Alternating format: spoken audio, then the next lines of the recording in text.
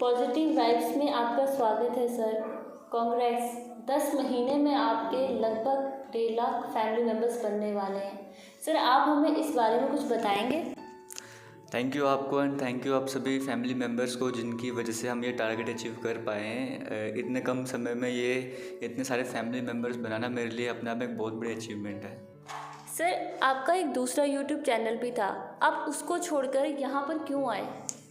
वो जो दूसरा यूट्यूब चैनल था वो अनस्टॉपेबल इंजीनियर्स के नाम पे, वहाँ पे मैं इंजीनियरिंग का पढ़ाया करता था। आप सभी को पता है कि जम्मू कश्मीर में जब 5 अगस्त के बाद इंटरनेट सर्विसेज बंद कर दी गई थी, तो वो जो चैनल था उस पर रिस्पॉन्स मिलना ख़त्म हो चुका था। 5 अगस्त, सितंबर, अक्टूबर, नवंबर, दिसंबर, जब 5-6 महीने तक किसी स्टूडेंट को कंटेंट नहीं मिलेगा तो वो उस चैनल पर कैसे जुड़ा रहेगा। तो वहाँ से रिस्पॉन्स ख़त्म हो रहा था और फिर नेक्स्ट ईयर भी स्टार्ट हो गया, नेट तो चल नहीं रहा था। फिर जब नेट चलना स्टार्ट हुआ तो मुझे लगा कि नहीं, यहाँ पर रिस्पॉन्स ख़त्म हो चुका है, फिर से कम्युनिटी बनाई जाए और अब जम्मू कश्मीर के लिए काम किया जाए। तब भी मैंने दूसरा यूट्यूब चैनल बनाया था। सर, आपको क्या लगता है जो आपके 1.5 लाख स्टूडेंट्स हैं उनमें से कितने स्टूडेंट्स हैं जिनको आपका नाम पता होगा? क्या आप कुछ हमारे साथ शेयर करना चाहोगे? एक्चुअली में अगर मैं कहूँ तो हार्डली 5-10% स्टूडेंट्स ऐसे होंगे जिनको मेरा नाम पता होगा। मैं आपको पहले नाम बताना चाहूँगा। आशीष शर्मा मेरा नाम है। कुछ इंसिडेंट्स आपको बताऊँ, जैसे मैं कभी कभी शॉपिंग करने जाता था तो वहाँ पे मुझे कहते थे कि आप वो जेके इन्फो वाले हो ना। चैनल का नाम भी नहीं पूरा होता था, जेके इन्फो वाले हो। कभी कभी ऐसा हो कि जियो के शोरूम में जाओगे या किसी रेस्टोरेंट में जाओगे तो वहाँ पे कई सारे स्टूडेंट्स ऐसे थे जो हमसे पढ़ा करते थे। तो नाम तो उनको नहीं पता होता था, बट हाँ चैनल का नाम पता होता था। कई बार मैरिडोर वाले देखोगे तो वो भी कहते हैं वो जेके इन्फो वाला ना तुम, ऐसे करके बात क्या करते थे। नाम नहीं पता किसी को इतना। सर, जब आप वीडियोस बनाते थे लॉकडाउन के ड्यूरेशन में, आपको कैसी कैसी प्रॉब्लम्स फेस करनी पड़ती थी? क्योंकि आप कई बारी बताते थे कि आपको बहुत सारी प्रॉब्लम्स फेस करनी पड़ती हैं। एक्चुअली मैं जब वीडियोस बना रहा था तो समर सीज़न था, गर्मी भी बहुत ज़्यादा थी। अगर आपने वीडियोस को देखा है तो कई बार स्वेटिंग पसीना आता था, पूरी पूरी शर्ट जो है पसीने से भर जाती थी। जो भी कई बार ऐसा इंसिडेंट हुए थे कि कई बार क्या हुआ कि वीडियो बनाना स्टार्ट करा है, कैमरा ऑन ही नहीं किया या ऑन होकर किसी वजह से बंद होकर मैं वीडियो बना रहा हूँ। कभी कभी मैं वाइट बोर्ड में काम पर लगा हुआ हूँ और स्टोरेज फुल हो गई है, उसका ध्यान ही नहीं है। और कभी कभी तो ऐसा होता था कि फ़ोन ओवर हीटिंग हो गया, जैसी वीडियो बनाई उसके बाद फ़ोन को उठा के रेफ्रिजरेटर में डाल देता था, क्योंकि ओवर हीटिंग की प्रॉब्लम वहाँ पर चलती थी। जल्दी जल्दी से साफ़ वगैरह करना, कुछ प्रॉब्लम्स फेस। गर्मी बहुत ज़्यादा थी कई बार तो, क्योंकि वीडियोस में तो ऊपर का पोर्शन आना है, ऊपर शर्ट होते थे, नीचे शॉर्ट्स होते थे, कि क्योंकि रूम में पंखा भी नहीं लगा सकता था, आवाज़ आती थी, प्रॉपर माइक वगैरह नहीं थी उस टाइम पीरियड पे, स्टैंड भी नहीं था। तो कुछ प्रॉब्लम्स फेस कर रहा था, बट रिस्पॉन्स मिल रहा था स्टूडेंट्स का, पॉजिटिव एनर्जी थी तो आगे बढ़ता गया। सर, वीडियोस आप घर पे बनाते थे और हमें पता है कि उसी ड्यूरेशन में आपकी सिस्टर की मैरिज भी थी, तो आप बताओगे कि आप कैसे मैनेज करते थे सारा कुछ? एक्चुअली में पहले क्या था, जब मैंने स्टार्ट किया था चैनल पे, बस एक छोटा वाइट बोर्ड था। तो वो वाइट बोर्ड कोई प्रॉपर ऐसा नहीं था कि मैंने उसका अरेंजमेंट फिक्स कर रखा हुआ था, उसे डेली मतलब सेट करना था, फिर डेली अलग करना पड़ता था। फैमिली ने सपोर्ट किया। जो हम लाइट वगैरह बनाते थे वो मम्मा ने बना के दी, डस्टर वगैरह उस टाइम पुराने से थे, वो सब कुछ फैमिली ने अच्छे से सपोर्ट किया था। तो उसके बाद वो काम चलता गया। और फैमिली की जब शादी की बात करें, दीदी की शादी का फंक्शन चल रहा था, उस टाइम पीरियड पर मैं वीडियोज़ बना रहा था। तब रेगुलर बेसिस पे नहीं बना रहा था, बट 1-2 दिन स्किप करके वीडियो बनाया करता था। जैसे सुबह या दिन के टाइम पे मोस्टली होता था कि कई बार रिलेटिव्स नहीं आते थे घर पे, तो थोड़ा सा टाइम देके मैं वीडियो बना दिया करता था। कभी कभी रात में 1-2 बजे भी वीडियोज़ बनाया करता था, क्योंकि तब वीडियोज़ बनाना ज़रूरी था मेरे लिए। सर, आप हमें बताएंगे कि इस चैनल की स्टार्टिंग कैसे हुई? कैसे आपके माइंड में आया कि अब आपको ये चैनल स्टार्ट करना चाहिए, बच्चों को पढ़ाना चाहिए, कि जम्मू कश्मीर वालों को आपकी नीड है? ये आपको कैसे लगा? यहाँ पे एक्चुअली में था ऐसा कि आपको बताया लॉकडाउन का टाइम पीरियड था, नया चैनल बनाना था। तो नया चैनल एक्चुअली में पढ़ाने के पर्पज़ से नहीं बताया बनाना था, कई बार पहले भी बता चुका हूँ मैं यहाँ पर। जेके लेटेस्ट इन्फो नाम से पता लगता है कि आपको जम्मू कश्मीर की इन्फॉर्मेशन देना चाहता था, मैं उस पर्पज़ से चैनल बनाया था। तो वो काम कर रहा था, अच्छा रिस्पॉन्स नहीं मिला। फिर बाद में आपने सजेस्ट किया था, आपने कहा था कि तुम पढ़ा सकते हो। अच्छा तो पढ़ा, क्योंकि आपने वीडियोज़ देखी थी तो आपने कहा था कि तू पढ़ा सकता है। तो मैंने आपको कहा भी था कि नहीं मैं नहीं पढ़ा सकता, जम्मू कश्मीर में अच्छा रिस्पॉन्स नहीं मिलेगा। तो आपने कहा था कि पढ़ाना स्टार्ट करो, एक बार रिस्पॉन्स अच्छा मिल जाएगा। तो पढ़ाना स्टार्ट किया, वहाँ से जर्नी स्टार्ट होती है, आज अच्छा रिस्पॉन्स मिल रहा है, तो थैंक यू आपको भी। जम्मू कश्मीर में और भी यूट्यूब चैनल्स हैं, उसके बारे में आप क्या कहना चाहेंगे? देखो, सबसे पहले हम अपनी फील्ड को लेकर चलें, एजुकेशनल यूट्यूब चैनल्स की बात करें तो सभी जितने भी यूट्यूब चैनल्स हैं जम्मू कश्मीर के, सभी अपने एंड पे हार्ड वर्क कर रहे हैं, स्टूडेंट्स की हेल्प करना चाहते हैं, तभी वो वीडियोस रेगुलर बेसिस पे अपलोड क्या करते हैं। अब ऐसा है कि कोई चैनल ऐसे जो अच्छे से ग्रो कर चुका है, कोई चैनल ऐसा है जो अभी तक ग्रो नहीं कर पाया है। बट अगर हम स्टूडेंट की बात करें, एक स्टूडेंट की तरफ से देखा जाए, जब वो किसी भी एग्ज़ाम की तैयारी करता है तो हम ऐसा नहीं कह सकते कि वो सिर्फ एक ही ऐसा चैनल जिसकी हेल्प से वो पढ़ रहे हैं। अगर मान के चलो मैं एक स्टूडेंट हूँ, मैं पढ़ रहा हूँ किसी चैनल से, तो कभी भी ऐसा नहीं होने वाला कि मैं एक ही चैनल पर देखूंगा, मैं कह रहा हूँ कि ये चैनल ऐसा जो मुझे पढ़ा रहा है। मैं ये सिर्फ ये नहीं बोलूँगा कि हमारे यूट्यूब चैनल जो सब कुछ पढ़ाता है, ऐसा कुछ भी नहीं है। एक स्टूडेंट जो मल्टीपल चैनल्स पे विजिट कर रहा है, कभी उसको एक जगह कंटेंट अच्छा लगता है, कभी दूसरी जगह कंटेंट अच्छा लगता है, तो वो हर जगह विजिट करता है। जितने भी यूट्यूब चैनल्स जम्मू कश्मीर में, वो अपने एंड पे किसी न किसी तरह से स्टूडेंट्स की हेल्प कर रहे हैं। तो उन सभी को मैं थैंक यू बोलना चाहूँगा, क्योंकि जम्मू कश्मीर में पहले ऐसा प्लेटफॉर्म नहीं था, अब ये प्लेटफॉर्म उभर के आ रहे हैं। तो हमारा मेन मोटो ही है कि जम्मू कश्मीर के स्टूडेंट्स किसी अच्छी जगह तक पहुँचें, जम्मू कश्मीर का नाम रोशन हो। तो सभी यूट्यूब चैनल्स को मैं थैंक यू बोलना चाहूँगा। और साथ में बाकी यूट्यूब चैनल्स की बात, जैसे एंटरटेनमेंट वाली कैटेगरी की बात करें, फन वाली कैटेगरी की बात करें, वहाँ पर भी कई सारे यूट्यूब चैनल्स हैं जो अच्छे से काम कर रहे हैं, और अभी भी कई सारे यूट्यूब चैनल्स ऐसे जो बन रहे हैं जो जल्दी ग्रो भी कर रहे हैं। और आप अपने एग्जांपल देख लो, पॉजिटिव वाइब्स की एग्जांपल देख लो। आपका यूट्यूब चैनल जो 3 से 4 दिनों में उसने लगभग 2,500 सब्सक्राइबर क्रॉस किए थे। वो जो JKSFB क्लास 4 की फ़नी वीडियो कंसेप्ट आपका था, उसमें भी 3 से 4 दिन में लगभग 30,000 व्यू आ गए थे। तो ये भी मतलब अच्छे से ग्रो कर रहा है। सभी यूट्यूब चैनल जम्मू कश्मीर के जो हैं अब इस प्लेटफॉर्म पे आ चुके हैं और ग्रो भी कर रहे हैं। Thank you so much sir. आपकी सपोर्ट के बिना वैसे भी हम यहाँ तक नहीं पहुँच पाते।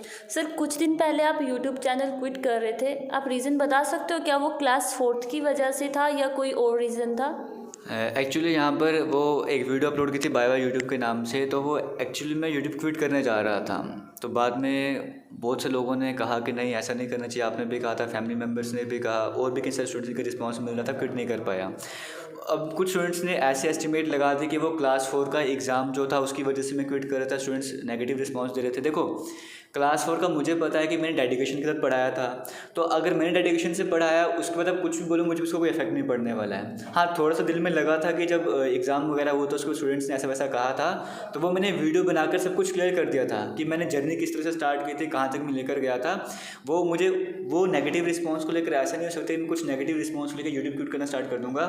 उसके पीछे कई सारे रीजंस और थे, वो मैं यहाँ पे शेयर नहीं कर सकता। बट क्लास 4 के एग्ज़ाम को लेकर मैं कभी भी क्विट नहीं करूँगा, क्योंकि हम अपनी तरफ से मेहनत करवाते हैं। आगे रिजल्ट कैसा निकलेगा वो स्टूडेंट्स पे भी डिपेंड करता है, हमारे ऊपर भी डिपेंड करता है। बट मैंने अपनी तरफ से फुल हार्डवर्क करा था, तो मुझे उसका कोई इशू वगैरह नहीं कि क्लास 4 के एग्ज़ाम को लेकर मैं क्विट करने जा रहा था। सर, जो JKSSB क्लास 4th का एग्ज़ाम था, उसको लेकर के आप क्या कहना चाहते हो, और आपको क्या लगता है रिज़ल्ट कब तक आएगा? देखिए, तो JKSSB क्लास 4 का एग्ज़ाम हुआ था। आपको पता है केंद्र की वैकेंसीज, बहुत सारी वैकेंसीज यहाँ पर निकली थी, और लगभग सभी जम्मू कश्मीर के जो लोग थे, स्टूडेंट्स जो थे, एस्पिरेंट्स जो थे, वो इसके लिए अप्लाई कर चुके थे और तैयारी कर रहे थे। मेरा ये मानना है कि जो JKSSB का एग्ज़ाम था, रीजनिंग का सेक्शन हमेशा ही ईजी रहा है, इंग्लिश का भी ईजी, थोड़ा सा मॉडरेट भी लेवल रहा है, मैथमेटिक्स भी ईजी से मॉडरेट रहा है। जो GK वाला सेक्शन था वो मॉडरेट से लेकर हाई लेवल तक का रहा है। उसका रीज़न मैं ये मानता हूँ कि कई सारी वैकेंसीज थी, और कोई भी स्टूडेंट जो है वो तकरीबन यही कोशिश करता है कि वो GK वाला सेक्शन याद कर ले, क्योंकि याद करना ईजी रहता है। क्योंकि कुछ स्टूडेंट्स ऐसे जिन्होंने 10 साल से पढ़ाई छोड़ी हुई थी, कुछ काम वगैरह करते थे, उनके मन में यही था कि हम क्वेश्चन याद कर लें, 40 नंबर का सेक्शन हम क्रॉस कर लेंगे। तो JKSSB ने पेपर ही ऐसा सेट किया कि वो 40 क्वेश्चन का जो पेपर था, जो 40 नंबर था, वही डिफ़िकल्ट बना दिया, क्योंकि उनको स्टूडेंट्स को वहाँ से हटाना भी था। ये मेरा अपना पर्सपेक्टिव है, मैं अपना व्यू आपसे शेयर कर रहा हूँ। स्टूडेंट्स कम भी तो करने थे। इस चीज़ को देखते हुए जो जनरल अवेयरनेस सेक्शन था 40 मार्क्स का, उसे डिफ़िकल्ट बनाया गया था। और जहाँ तक बात आती है रीजनिंग रीजनिंग की रिजल्ट की, जहाँ तक बात आती है, तो अभी हाल में प्रेफरेंस का ऑप्शन वहाँ पर आया था। अभी स्टार्टिंग में 1 अप्रैल तक का टाइम था, तो हम उम्मीद कर सकते हैं। देखो, अभी JKSSB की तरफ से कोई ऑफिशियल अनाउंसमेंट तो रही नहीं, रिजल्ट कब तक आने वाला है। तो हम ये मान के चल सकते हैं कि हाँ, अप्रैल के मंथ में ही लास्ट तक आपका रिजल्ट आ सकता है। ये मेरे पर्सपेक्टिव है जो मैं अपने सोचता हूँ कि हाँ, अप्रैल के मंथ में कोई रिजल्ट आ सकता है। बट जो फाइनल रिजल्ट होगा उसमें थोड़ा टाइम लग सकता है, क्योंकि अभी तक पंचायत अकाउंट असिस्टेंट की फाइनल तैयार नहीं हुई है। तो हाँ, एक बेसिक सा रिजल्ट निकल सकता है, जब कट ऑफ वगैरह आएगा, वो हो सकता है इस मंथ आ जाए। सर, आप अपना फैमिली बैकग्राउंड शेयर कर सकते हो हमारे साथ, और आपकी एजुकेशन क्वालिफिकेशन क्या है? बहुत सारे स्टूडेंट होंगे जो ये जानना चाहते होंगे।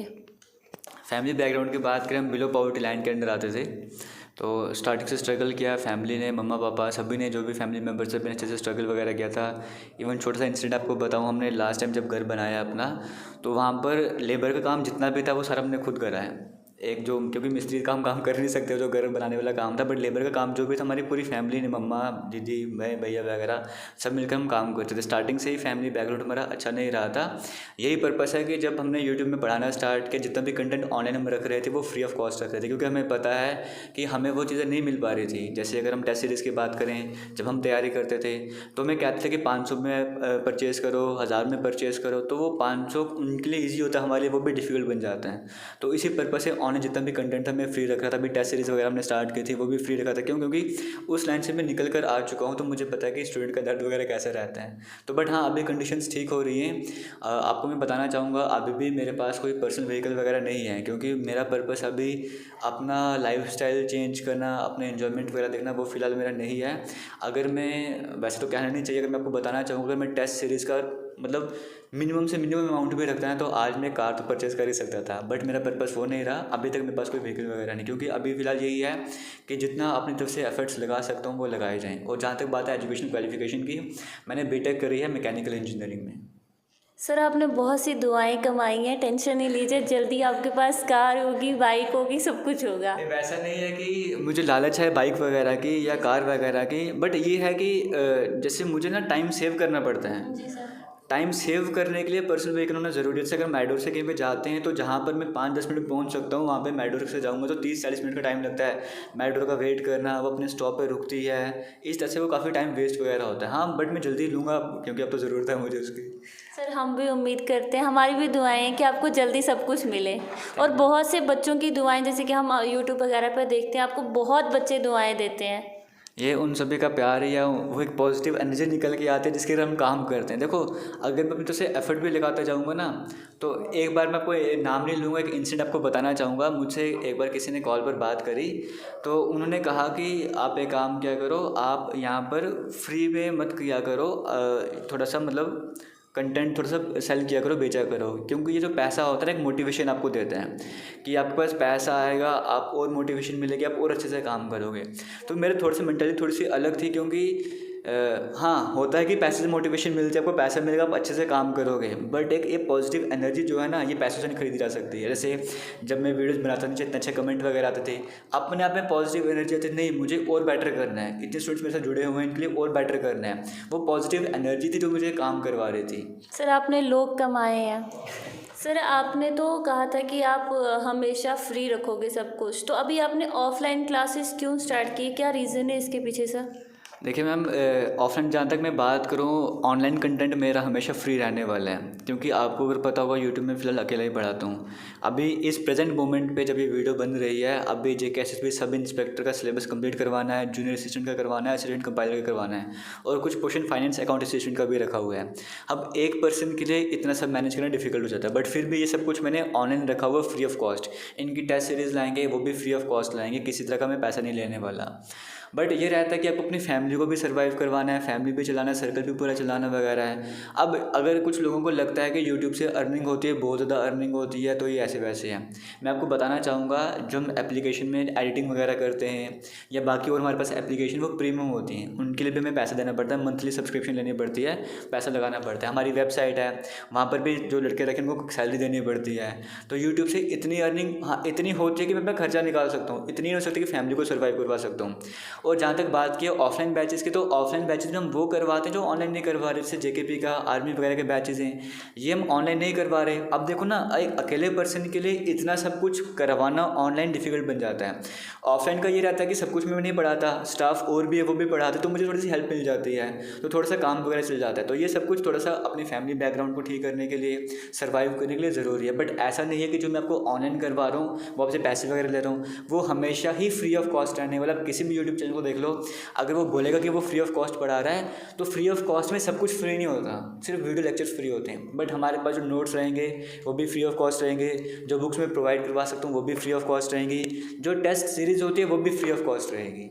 तो वो आपका हमेशा रहने वाला है। ये ऑफलाइन, इसका एक रीज़न और भी था। एक तो मैंने आपको बताया सर्वाइव करने का रीज़न, वो तो ऑब्वियसली बात है ही है।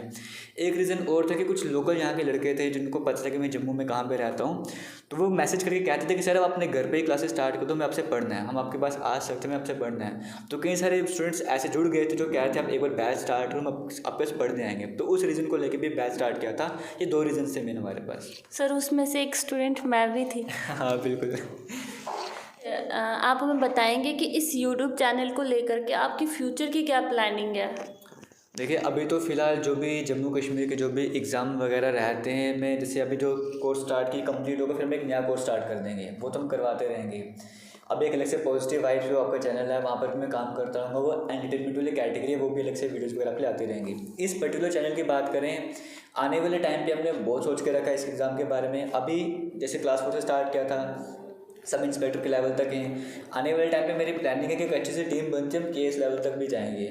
और सिर्फ ऐसा नहीं कि इस यूट्यूब चैनल में आपको सिर्फ ये कंपटीशन का पढ़ाऊंगा, आने वाले टाइम पे हम एक टीम बनाएंगे जहाँ पे स्किल्स डेवलपमेंट आपको सिखाएंगे। जैसे कंप्यूटर के कुछ ऐसे कोर्सेज होते हैं, वो आप सभी सपोर्ट करोगे तभी हम वो करवा पाएंगे। जैसे कंप्यूटर के कोर्सेज होते हैं, टाइपिंग का हो गया, या कुछ कंप्यूटर के बेसिक्स फंडामेंटल हो गए, या कुछ और आपके पास स्किल्स वगैरह से, जैसे मैकेनिकल छोटा सा कोई पोर्शन हो गया जो आप घर में बैठ के सीख सकते हो, जैसे मोटर का काम वगैरह हो गया। इस तरह के काम पे हमने प्लानिंग करी है कि आने वाले टाइम पे हम आपको स्किल्स भी सिखाएंगे ताकि आप भी अपने एंड पे इनकम वगैरह जनरेट कर सको, घर में बैठे बैठे आप भी काम कर सको। बट उसके लिए थोड़ा सा सपोर्ट चाहिए और थोड़ा सा टाइम लगेगा वहाँ तक पहुँचने के लिए। बट इस तरह की प्लानिंग्स भी हैं और भी कई सारी प्लानिंग्स हैं जो धीरे धीरे हम रिवील करते जाएंगे। Thank you so much sir. आपको देख करके कई सारे बच्चे जो हैं वो मोटिवेट होते हैं, बट हमने देखा था कुछ टाइम पहले आप थोड़ा सा सैड फील कर रहे थे। तो सर ऐसा नहीं करना चाहिए आपको, क्योंकि लाइफ में बहुत सारे अप्स एंड डाउन्स आते हैं। ठीक है सर, तो बस आपसे यही उम्मीद रहेंगे कि आप हमें और डे बाय डे वीडियोस देते जाएं, हमारा स्किल एजुकेशन को इम्प्रूव करें। और आप कुछ कहना चाहेंगे सर? लास्ट में हम इस वीडियो को एंड करने वाले हैं, तो आप कुछ कहेंगे अपने स्टूडेंट्स के लिए, कोई मैसेज? बिल्कुल, देखो यहाँ पर ऐसा रहता है कि कई बार मतलब सिचुएशंस ऐसी बन जाती हैं कि आपको समझ नहीं आता कि किस तरह से रिएक्ट किया जाए। देखो सिचुएशन ऐसी बन गई थी कि मैं यूट्यूब डिलीट करने ही वाला था, बट फिर भी अपने आप को स्टेबल रखा मैंने। आपको मैं फैमिली मान के चलता हूँ, तभी मैं आपसे वो सारी बातें शेयर भी कर रहा था। ऐसे अगर किसी से भी बात करोगे तो कई सारे लोग मुझे कहते तू पागल सर हो। लेकिन आपने शेयर नहीं किया कि प्रॉब्लम क्या थी आपकी। मतलब जो फीलिंग्स चल रही थी दिल में वो मैं बातें शेयर कर रहा था, वहाँ पे किस तरह की प्रॉब्लम्स फेस कर रहे हैं। और कुछ लोग कह रहे थे कि पागल हो गए, क्या हरकतें कर रही है वगैरह। बट वो मैं आपको मैसेज देना चाहता था कि मैं भी स्टेबल नहीं हूँ, कुछ भी स्टेप उठा सकता हूँ, तो आप मतलब बुरा मत मानना या कम बैक वगैरह भी कर सकते हो। वो मैं वो बात आपसे शेयर कर रहा था। आने वाले टाइम पर ऐसा होता है, चलो इंसान गलतियों से सीखता है, वो छोटी सी मिस्टेक कर बैठा था, अगर ऐसा है तो आने वाले टाइम में वैसा नहीं होने वाला है। और अच्छे से मेहनत करूँगा और जितना अच्छा बेटर कंटेंट हो सकता है प्रोवाइड करूँगा, और बढ़िया आपको जितना अपने एंड पे कर सकता हूँ मैं करता रहूँगा। Thank you so much sir हमारे चैनल पे आने के लिए और हमसे बात करने के लिए। Thank you so much sir.